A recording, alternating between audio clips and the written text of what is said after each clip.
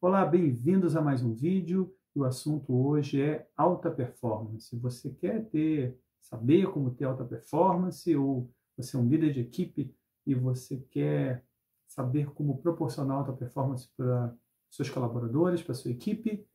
Se você quer saber isso, então fique até o final desse vídeo, porque eu vou explicar o que é importante para a alta performance e no final ainda vou dar dicas práticas de como você obtém essa alta performance. E se você gosta desse assunto, já dê um like, dê um gostei no seu vídeo, porque depois se você esquece, né? Se você não gostar, pode voltar lá, tira o gostei, tudo bem.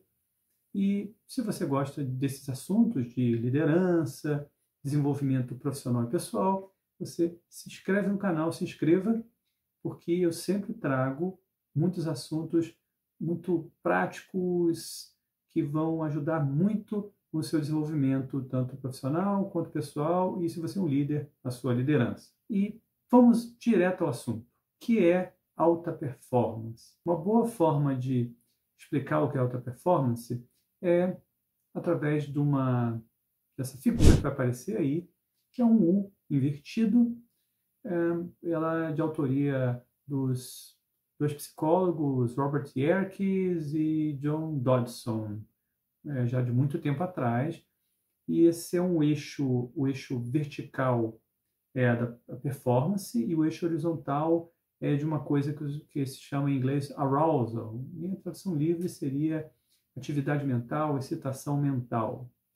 Quanto maior o nível de arousal, até um certo ponto, maior é o nível de performance. Então, quando o nível de arousal é zero, nenhuma atividade mental, nenhuma excitação mental, performance zero. À medida que vai aumentando a excitação mental, você vai aumentando o estado de interesse, atenção, porque provavelmente a tarefa é interessante e tal, e vai até um ponto ótimo de alta performance. Esse é o nível máximo de performance. Esse arousal subindo muito, essa excitação mental subindo muito, passa a ter um estado de ansiedade. Isso vai diminuindo progressivamente a performance até aniquilar completamente a performance, ter um estado absoluto de ansiedade, um estado emocional muito ruim, em que a performance ela vai para o espaço, literalmente. E é muito importante observar que essas curvas, ou esse ponto ótimo de performance,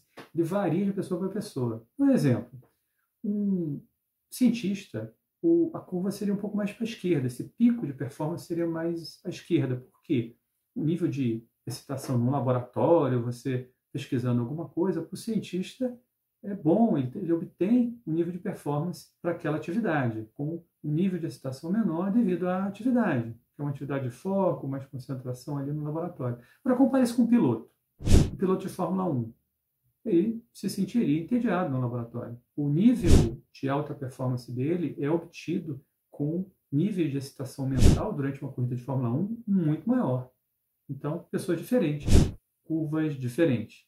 Esse estado máximo de performance ganhou bastante notoriedade com um livro publicado por um outro psicólogo chamado Mihail Csikszentmihalyi, chamado Flow, ou estado de fluxo, em que seria esse nível máximo de performance que, quando ele acontece, tem as seguintes características que vão aparecer aí na tela.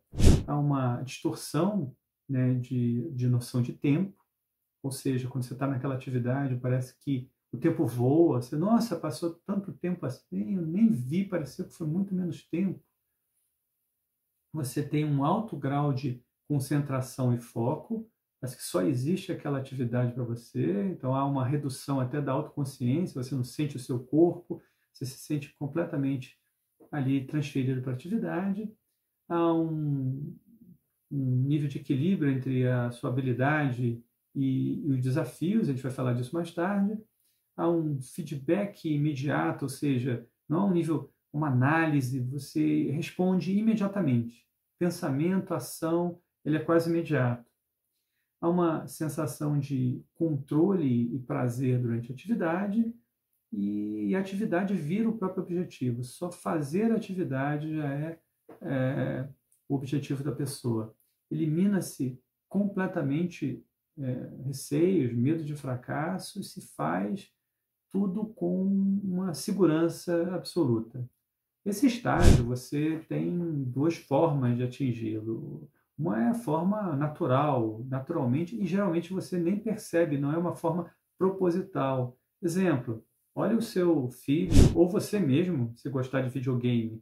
A pessoa, ela fica ali imersa no jogo, ela não vê o tempo passar, não toma água, parece que esquece do mundo, ela está num estado de flow ali. Ela gosta muito daquela atividade, ela fica completamente ali focada naquela atividade. Isso é um estado de flow que a pessoa atinge naturalmente e não intencional. Senta ali para jogar e pronto. Outra forma de você atingir esse estado de fluxo é de uma forma artificial. O exemplo assim mais interessante que eu já vi é narrado no livro Homo Deus, do Yuval Harari, em que ele narra a história de uma jornalista que ela foi fazer um teste com um capacete de estimulação magnética transcraniana. O que foi esse teste?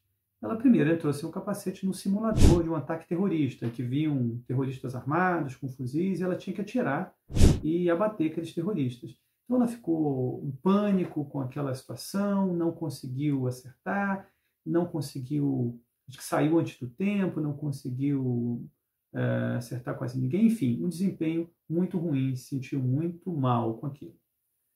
No dia seguinte, ela vai e faz o teste pondo o capacete, com o capacete de estimulação. E aí ela narra uma sensação de gosto metálico na boca, uma sensação de formigamento, e então ela atingiu um estado que parece que era de câmera lenta. Os terroristas vinham, ela batia, não sentia nada, ou ela comenta que todas aquelas vozes, sabe aquelas vozes que ficam na nossa cabeça questionando, sumiu, desapareceu tudo. E quando acabou, parece que ela acertou todos, e quando acabou, ela, já acabou? Totalmente diferente da outra vez que ela foi fazer o mesmo exercício, porque ela estava num estado de foco, num estado de flow absoluto, dessa vez induzido de forma bastante artificial com o capacete. A minha tese é que você consiga, não de uma forma tão absoluta e tão artificial como o capacete, mas você consiga atingir esse estado de flow de uma forma proposital, não de uma forma aleatória quando você senta para jogar videogame, mas de uma forma proposital, para fazer atividades profissionais que você necessite dessa alta performance.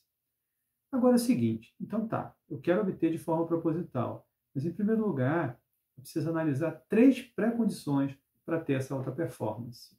Quais são elas? A primeira delas é o ambiente, a segunda delas é a fisiologia e a terceira é a própria tarefa. Vamos analisar cada uma delas. Bom, o ambiente, a primeira coisa é a questão da ergonomia, aqueles primeiros estudos de administração, iluminação, temperatura, conforto, poltrona, tudo isso influi na performance. Sem isso, você não tem, sem condições adequadas, você não tem alta performance. E o segundo fator no ambiente, muito importante e muito difícil no dia de hoje, é eliminar distrações.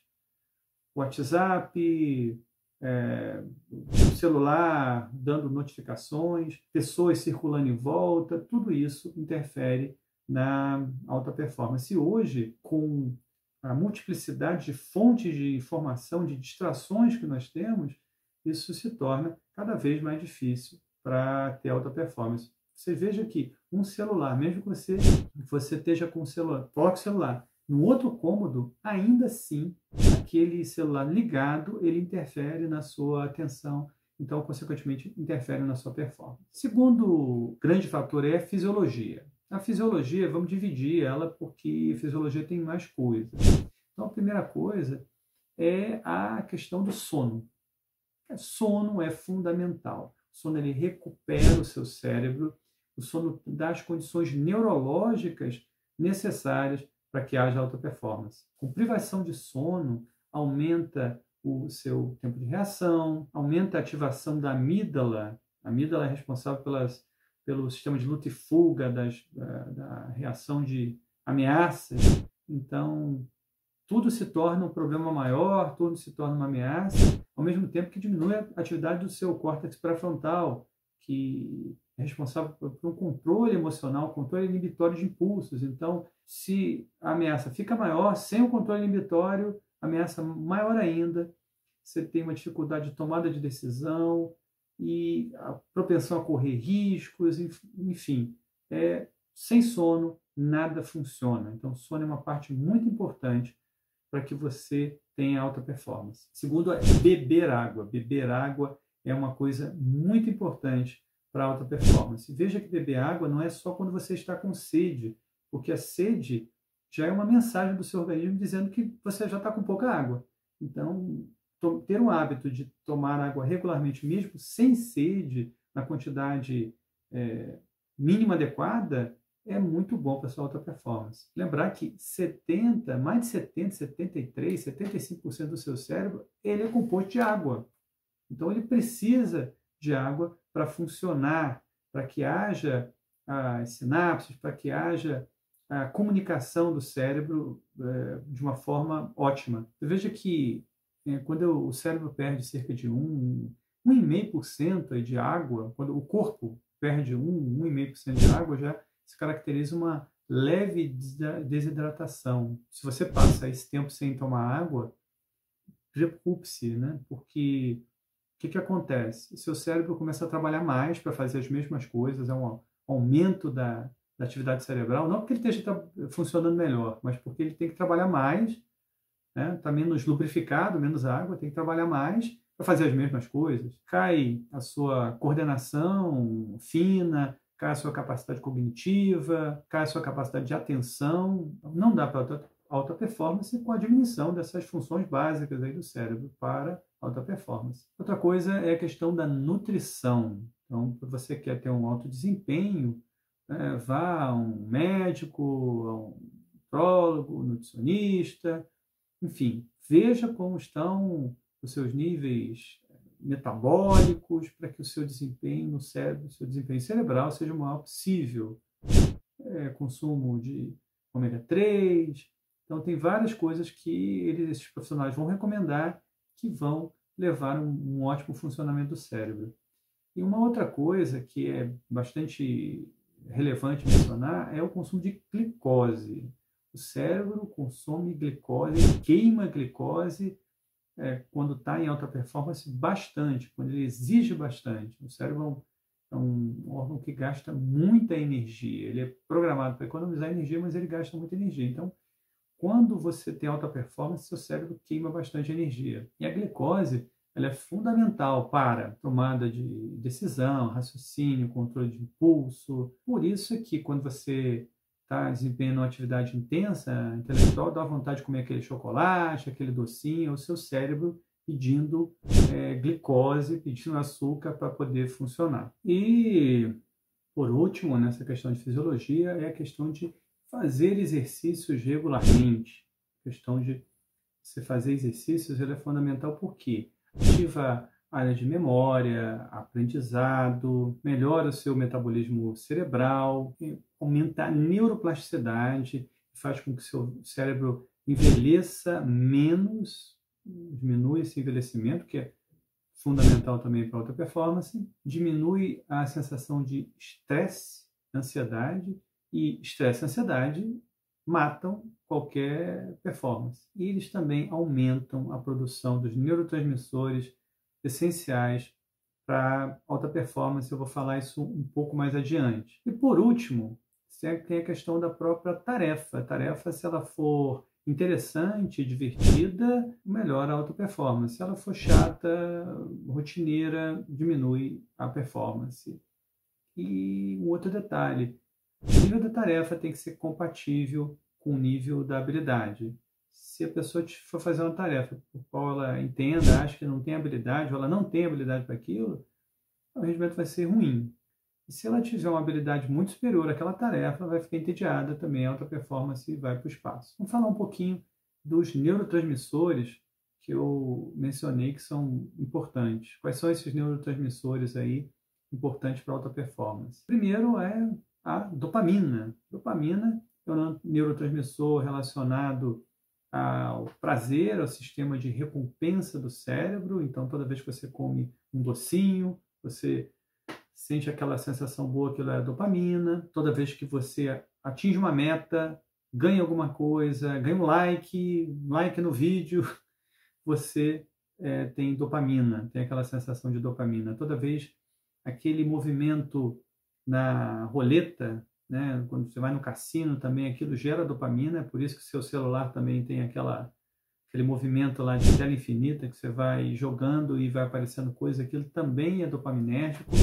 Quem projeta essas coisas estuda. Então, a dopamina ela é essencial para que você tenha uma alta performance. Outro neurotransmissor é a noradrenalina ou norepinefrina, você escolhe o nome. Ela está relacionada aos estados de alerta, de atenção, aí o sistema de luta e fuga do organismo. Toda vez que você tem algum desafio, você começa a produzir mais noradrenalina. E o último é a acetilcolina, responsável por também processo de concentração, aprendizagem. Ela é muito abundante nos bebês. Bebês têm muito acetilcolina. Quando acontece essa produção de acetilcolina, é engraçado, quando o nível de dopamina e de noradrenalina sobe de uma forma igual, começa a produção de acetilcolina e combina-se esse coquetel de neurotransmissores para alta performance. Então, agora que nós sabemos todos os elementos necessários para alta performance, como que eu faço para então ter essa alta performance? Agora vamos para as dicas. Então, a primeira dica está relacionada à produção de dopamina. A dopamina é essencial. Como é que você produz mais dopamina para ter mais performance?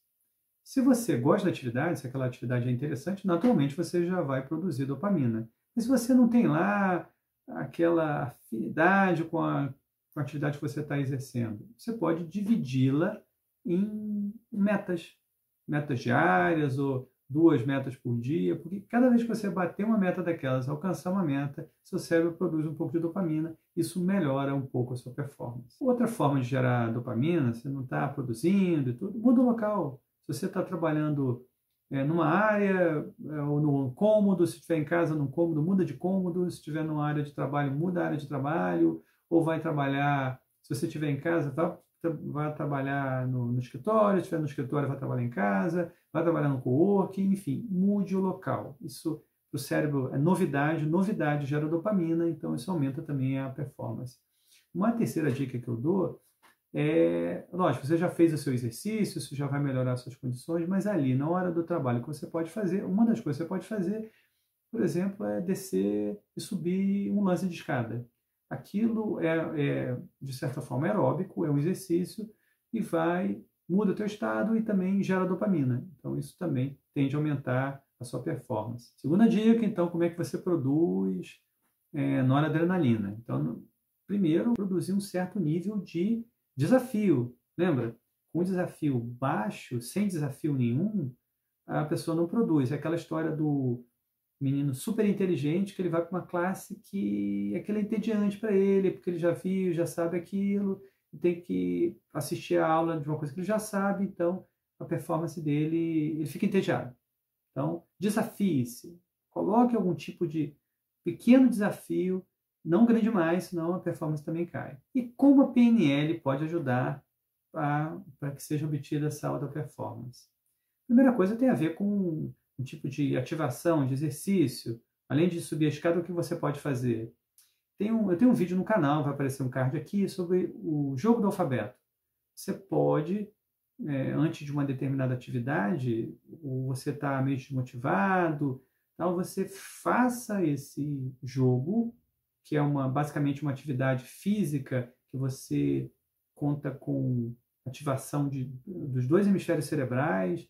É muito interessante e produz um estado de performance, vai aumentar o seu desempenho na tarefa. Então, você experimente e veja aí o resultado. Segunda coisa é você, depois de atingir o estado de fluxo, ou estado de alta performance, e se der conta daquele estado de alta performance, você pode ancorar esse estado de alta performance. Como assim ancorar? Dá um exemplo. Tem pessoas que meditam e fazem um determinado gesto com o dedo, unem os 2 polegares assim e ficam lá meditando. Então, toda vez que ele aciona, o indicador com o polegar, a mesma posição da meditação, ele volta àquele estado de calma né, e tranquilidade, foco da meditação. Da mesma forma, você pode ancorar um determinado estado que você esteja foco, concentração e desempenho sinestesicamente, ou seja, com um determinado gesto, uma determinada postura, posição, que toda vez que você fizer aquela posição, o seu cérebro vai lembrar daquilo e vai transportar para aquele estado cerebral. Vou fazer um outro vídeo sobre a ancoragem, que eu vou explicar isso com mais detalhes. Outra coisa que você pode fazer, quando você não gosta exatamente da tarefa, você reenquadrar. Você utilizar alguma técnica de PNL para reenquadrar aquela tarefa de uma forma que você passe a gostar dela, ter um interesse maior sobre ela. Vou dar um exemplo na escola. Uma coisa é o professor ensinar uma fórmula, né, e pronto. Teorema de Pitágoras. A pessoa não tem um maior interesse por aquilo. Outra coisa é o professor ilustrar o que ela pode fazer com aquele teorema do Pitágoras, calcular coisas, utilidade prática, né? Calcular, por exemplo, a partir de uma medida que eu tenho aqui, eu posso medir um prédio sem ter que subir. Isso desperta o interesse do estudante. Isso aumenta a performance do estudante naquela matéria. Isso é uma forma de reenquadramento. E a pergunta é, o que você pode fazer para tornar aquela tarefa interessante, curiosa, talvez pesquisar mais sobre aquilo ali, utilidade daquilo ali, de forma que dê um outro significado para a tarefa e você, então, aumenta a sua motivação, consequentemente, você aumenta a performance naquela tarefa. E a última dica que eu dou é você utilizar uma técnica de auto-hipnose. Vários estudantes hoje para concurso, eles aprendem, e não é difícil, a hipnose é uma coisa relativamente fácil, comum, não tem nada de místico, é só um estado de foco e relaxamento em que é muito útil para que você consiga desenvolver tarefas com o máximo estado de atenção. Então, se você é bom nisso, você pode induzir um estado de auto-hipnose e você, então, nesse estado, você desempenha a sua tarefa com um estado de foco e de relaxamento bastante interessante. Lembrando que um certo grau de relaxamento leva a um desempenho melhor. Quem está tenso não tem bom desempenho. Quem está mais relaxado tem um melhor desempenho. E aí eu faço um paralelo com a própria meditação. Se você medita, eu recomendo que você medite, porque isso melhora o seu foco, melhora a sua performance. Você pode até associar a meditação com uma âncora. Eu já dei um exemplo, você ancora um estado de meditação e quando você quer alta performance, você repete uma postura, um gesto que você faz durante a meditação, ancorando esse estado e você consegue esse mesmo estado de foco da meditação para desempenhar suas tarefas no trabalho. É isso aí, gente. Essas foram as dicas. Se você gostou, compartilhe o vídeo. Não se esqueça de conferir se você está inscrito. De vez em quando o YouTube desinscreve pessoas por algum motivo inexplicado. E eu vejo vocês num próximo vídeo. Tchau!